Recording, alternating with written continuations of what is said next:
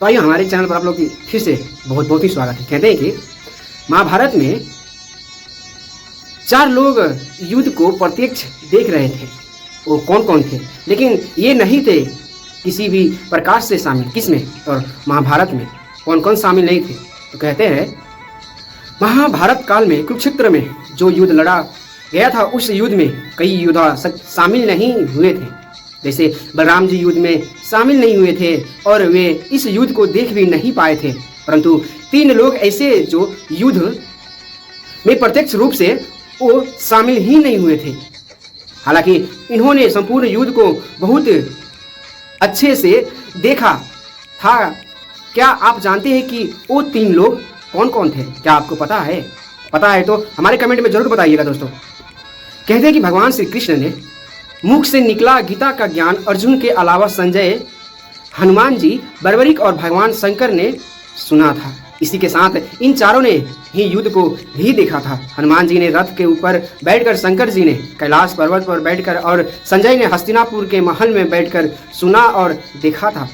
इसी के साथ बर्बरिक का कटा सिर एक पहाड़ पर रख दिया था, जहां से उन्होंने इस युद्ध को संपूर्ण महाभारत प्रथम श्रेणी से लेकर और अंतिम चरण तक ले वो चारों जने ने युद्ध को देखा था।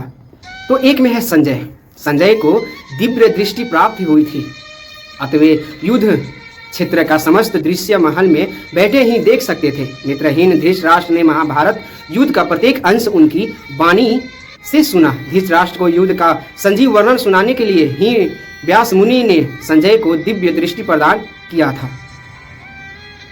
संजय के पिता बुनकर थे, इसलिए उन्हें सूत पुत्र माना जाता था। उनके पिता का नाम ग्वाल्यगन था। उन्होंने महर्षि वेदव्यास से दीक्षा लेकर ब्राह्मण तत्व ग्रहण किया था, अर्थात वे सूत से ब्राह्मण बन गए थे। वेदादि विद्याओं का अध्ययन करके धृतराष्ट्र की राज्यसभा के सम्मानित मंत्री भी वो बन गए थे।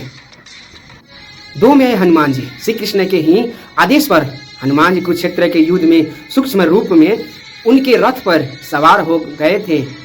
यही कारण था कि पहले भीष्म और बाद में कर्ण के प्रहार से उनका रथ सुरक्षित रहा।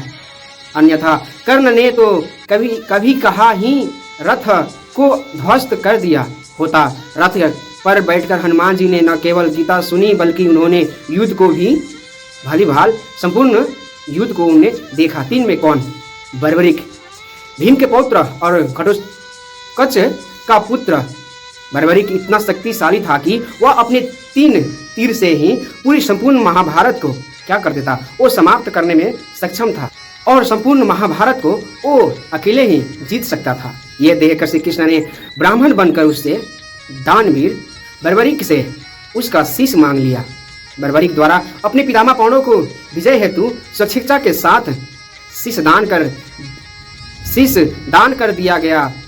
बर्बरिक के इस बलिदान को देखकर दान का पश्चात श्री कृष्ण ने बर्बरिक को कलयुग में स्वयं के नाम से पूजित होने का वर दिया गया। इसी के साथ जब बर्बरिक ने युद्ध देखने की इच्छा जताई तो श्री कृष्ण ने उसका कटा शीश एक जगह एक पर्वत पर ले आकर विस्थापित कर दिए और कहा कि तुम संपूर्ण महाभारत युद्ध के एक ही गवाह बने रहोगे।